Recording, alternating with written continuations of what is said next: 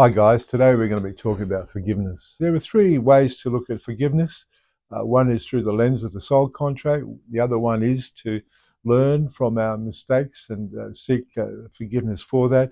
And also then to see that if our forgiveness is not accepted, then that's somebody else's stuff that they're projecting on us and it's not ours. So we come into this life and we may want to experience forgiveness, and our soul contract and our partner might do something not so nice so that we can experience forgiveness. Through my lens, the earth is the emotional workshop of the universe. Our souls are eternal, and at times, and many times, before we come into this life, we'll go through a process with somebody in our soul family so that we incarnate into this life to experience certain emotions. So we look through that lens. All the programming we have is for perfection, but we're not perfect. And one thing that I've found in my journey is my deepest wounds have been my greatest teacher. And if we're looking at forgiveness, this can be a very deep wound. The biggest part of forgiveness in my experience has been forgiving myself for my transgressions. And my ego would want to come in and tell me that I'm hopeless, worthless, and judge me. But when I come out of my reptilian brain of fight and flight and start to think about that, I can say, okay, well, I have done something here that requires forgiveness, and I will seek forgiveness and have the courage to do so. One thing I will share with you, though, if that forgiveness is not accepted, then that's not my stuff. That's whoever the person is, and they're wanting to continue to make our life miserable or whatever. But that's their stuff. Having let go, having said sorry, then we can move on from that. When people choose not to forgive, then that is their projection.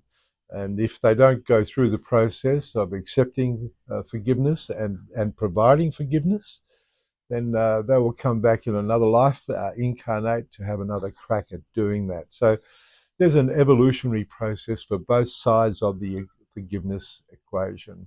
And that's something that really needs to be understood. Forgiveness can be about setting yourself free of guilt, shame, and everything else which underpins forgiveness. It is about being able to transcend the emotion of your story, and forgiveness is a big part of that. And one thing that you'll find is that wisdom comes when you have transcended the emotion of your story, when you're no longer triggered by trauma. And forgiveness can be trauma based. It's really important to understand that. And when we get to a point where we no longer carry trauma, we can come out of our reptilian brain and move to the higher levels of consciousness in this journey. In the shamanic world, we have a beautiful ritual. That's actually an ancient Native American ritual where we can focus on forgiveness and take the body through a process of forgiveness, because we now understand that trauma is held in the autonomic nervous system. It's held in the body, and it requires a somatic release. So we go through a process of taking the body through a forgiveness ritual, and then when the body no longer has that emotion, the mind doesn't try and create thoughts that validate that emotion. The mind can now move to higher levels of consciousness. Forgiveness is a very big part of the level 2 training program.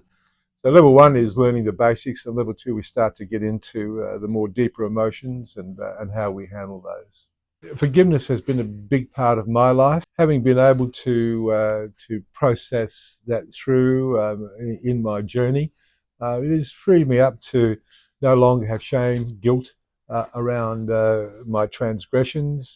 Doing this has been able to provide the necessary wherewithal to write my book in an open and honest way.